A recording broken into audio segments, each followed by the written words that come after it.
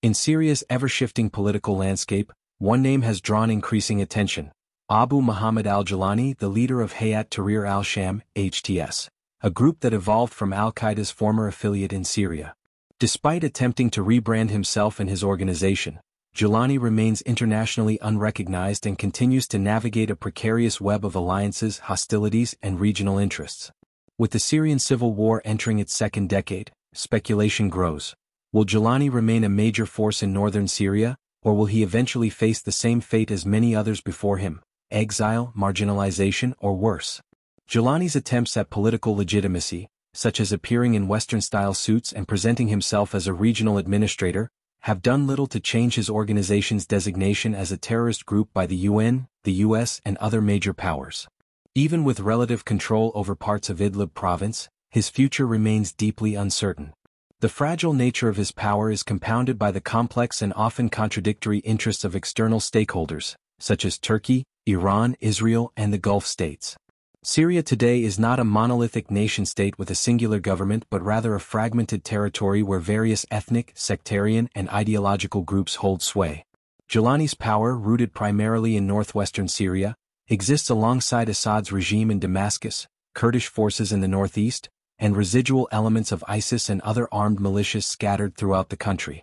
One of the key dynamics shaping the conflict is the alignment, or misalignment, of regional powers. Iran, a longtime backer of the Assad regime, has poured significant resources into maintaining influence in Syria, deploying both military personnel and allied militias. Yet even Tehran has found itself overstretched. Its involvement in Syria has not always yielded the strategic depth it envisioned, and some voices in Iran have questioned whether the cost has been worth the outcome, especially given growing domestic pressure and economic hardship. Iran's engagement in Syria has had mixed results. While it helped the Assad regime reclaim large swathes of territory during the height of the civil war, the long-term sustainability of this effort remains questionable. Iranian-backed militias have struggled with logistics, coordination, and increasingly hostile encounters with both Israeli airstrikes and local resistance. Rumors of internal inefficiencies, including allegations of fuel adulteration and logistical failures, have emerged in Iranian media, further highlighting the strain. Tehran's domestic credibility has also been affected. Economic sanctions, inflation, and declining oil revenues, with one Chinese yuan roughly equal to $0.14, Iran's limited foreign currency access is a major bottleneck, have all created growing dissatisfaction at home. Some symbolic incidents, such as the breakdown of a presidential motorcade reportedly due to contaminated fuel, have become fodder for political opponents and online critics, undermining the narrative of Iranian competence in foreign engagements like Syria. Another complicating factor in Syria's conflict is Israel's increasingly open role in regional military operations. Israeli airstrikes have regularly targeted Iranian positions and weapons transfers across Syrian territory. These strikes are part of Israel's broader strategy to prevent Iran from entrenching itself militarily in Syria. The Druze, a minority religious group concentrated in southwestern Syria and northern Israel, have recently been highlighted in local reports as engaging in sniper operations and asserting more localized control. While some of these developments may be exaggerated or symbolic, they reflect broader shifts in the conflict, a move from large-scale frontlines to more guerrilla-style engagements and fragmented resistance pockets. In this environment, the role of intelligence becomes paramount. Iran's failure to anticipate Israeli moves, or to adequately respond, has contributed to its setbacks. And in many ways, the rising role of smaller actors like the Druze and Bedouins, once peripheral in the public eye, illustrates how decentralized and complex the Syrian battlefield has become. Turkey, meanwhile, continues to exert substantial influence in northern Syria, particularly in areas under Julani's administration. While Ankara officially opposes groups with extremist affiliations, it has worked with various militias and local authorities in the interest of stabilizing its border, reducing Kurdish autonomy, and managing the flow of refugees. Julani benefits from this arrangement, though it also leaves him beholden to Ankara's shifting political priorities. Turkey has broader ambitions in the region, particularly as it competes with Iran and Russia for influence. It has attempted to de-Russify certain regions, both militarily and culturally, by supporting groups that it perceives as more aligned with its vision for the future of Syria. Underlying these power dynamics is the enduring sectarian divide that has long defined Middle Eastern geopolitics. The Sunni-Shia split remains one of the primary fractures, often exacerbated by external players seeking to exploit it for strategic advantage.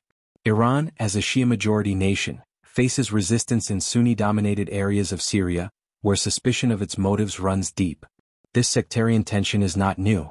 In the past, countries like Egypt have suffered devastating losses in conflicts with Israel, while other regional powers hesitated to intervene.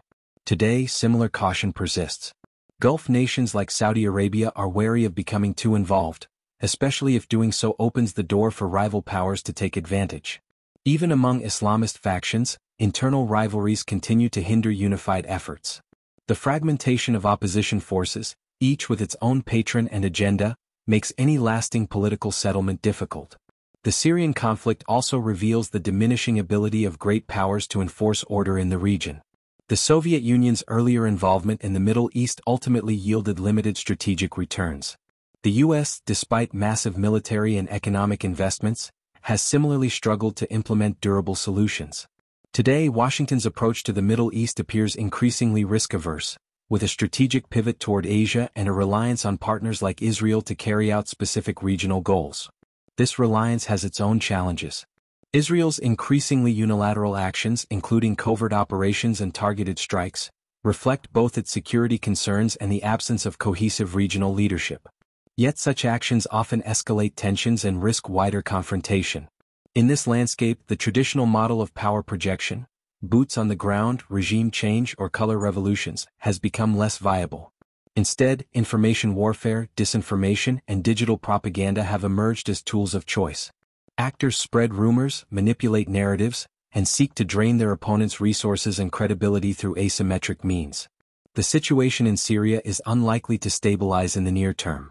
Julani's self-styled government in Idlib remains unrecognized, and despite administrative efforts, his past associations continue to haunt his legitimacy. Even a decade of conflict has not led to the kind of political consolidation seen in other post-conflict nations. Rather, Syria remains a tapestry of competing interests, where tribal affiliations, religious divisions, and regional ambitions intersect. The Druze maintain a unique identity, the Bedouins uphold Sunni traditions, and the Alawite minority to which Assad belongs continues to cling to power in Damascus. The only unifying trend is the decentralization of authority and the localization of governance, often under the shadow of external influence. Julani's long-term survival depends not only on battlefield tactics or short-term alliances but on his ability to navigate a regional system characterized by fragmentation and distrust. The failures of previous regimes, Bashar al-Assad's partial isolation, the exile of other opposition leaders, offer cautionary lessons. Without broad-based legitimacy, any local authority risks collapse under pressure from both within and outside Syria. At the same time, international actors must rethink their strategies. The days of rapid regime change and externally imposed transitions are largely over. What's needed is a more nuanced approach, one that accounts for local identities, builds long-term institutions, and recognizes that the battle for Syria is not just territorial, but psychological, ideological, and generational. Julani's current position may appear stable, but the forces arrayed against him are powerful, patient, and deeply entrenched.